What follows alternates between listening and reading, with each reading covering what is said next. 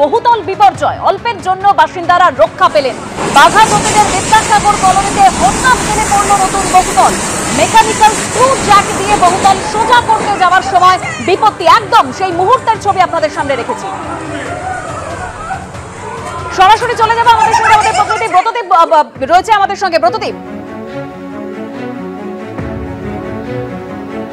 দেখো, এই মুহূর্তে পুরসভার তরফ থেকে এই যে বিপর্যস্ত যে বহুতল, সেই বহুতল ডেমলিশ করার কাজ শুরু হয়েছে, কিন্তু সেটাও অত্যন্ত ঝুঁকিপূর্ণ। কারণ এখন যে অবস্থায় এই বহুতলটি রয়েছে তাতে পাশের একটি একতলা বাড়ির উপর ওই বিল্ডিংটি ভেঙে পড়েছে এবং সেই বাড়িটি যতক্ষণ অক্ষত রয়েছে ততক্ষণ পর্যন্ত কিন্তু এই বিল্ডিংটির মেহাল অবস্থায় থাকবে। কিন্তু সেই বাড়ি যদি কোনো সময় সেই ভার বহন না করতে পারে তাহলে কিন্তু পাশের আরও একটি পাশে যে তিনতলা বিল্ডিং রয়েছে তার উপরেও এই বিল্ডিংটি পড়ার একটা আশঙ্কা তৈরি হয়েছে।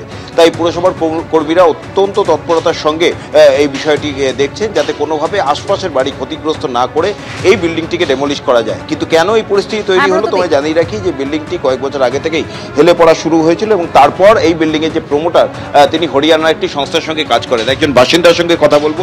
এই যে সংস্থা কাজ করছিল, মানে এর সঙ্গে যোগাযোগ হলো কিভাবে আপনাদের?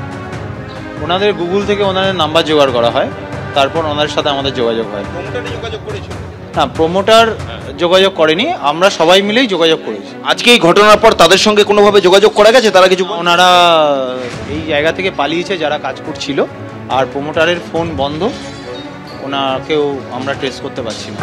শুনতেই পারলে স্থানীয় বাসিন্দারাও বলছেন যে এই প্রমোটারের এখন ফোন বন্ধ রয়েছে, প্রমোটারের সঙ্গে কোনো যোগাযোগ করা যাচ্ছে না। ধন্যবাদ ব্রতদীপ।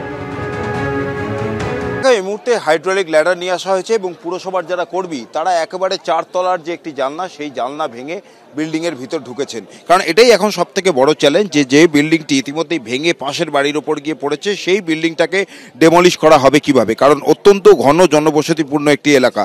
যেই বিল্ডিংয়ে এই ঘটনা ঘটেছে তার পাশে একটি পরিত্যক্ত একতলা বাড়ি রয়েছে এবং ভেঙে পড়ার পর, অর্থাৎ যে অংশ ভেঙে পাশের বাড়ির দিকে যায়, ভেঙে পড়ার পর ওই একতলা বাড়ির সাপোর্টে আপাতত এই বিল্ডিংটি রয়েছে এবং যত সময় এগোচ্ছে ততই কিন্তু ক্রমশ বিল্ডিংটি ডান দিকে হেলে যাচ্ছে, অর্থাৎ মাটির সঙ্গে মিশে যাওয়ার মতন পরিস্থিতি হয়েছে। তুমি দেখতেই পাচ্ছ, অপূর্ব মাঝি আমার সহকর্মীকে দেখাতে বলবো, দোতলার বারান্দাটি কিন্তু মাটিতে এসে ঠেকেছে, অর্থাৎ ডান দিকের যে ফ্ল্যাটটি ছিল তার দোতলার বারান্দাটি একেবারে গ্রাউন্ড ফ্লোরে এসে ঠেকেছে। আজকে ঠিক দুপুর 2:30 থেকে 2:45-এর মধ্যে যখন এই বিল্ডিংয়ের একাংশ উঁচু করার কাজ চলছিল সেই সময় এই বিপত্তি ঘটে।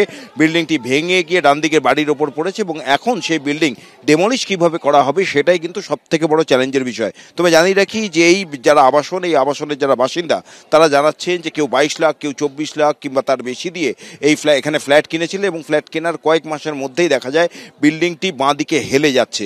এই নিয়ে প্রমোটারকে জানানো হয় এবং সম্প্রতি promoter Nagra building constructions private limited বলে হরিয়ানার একটি সংস্থার সঙ্গে চুক্তি করে এবং সেই চুক্তিতে বলা হয়েছিল যে বিল্ডিংয়ের একটি দিক তারা উঁচু করে দেবে এবং সেই উঁচু করতে গিয়ে বিপত্তি।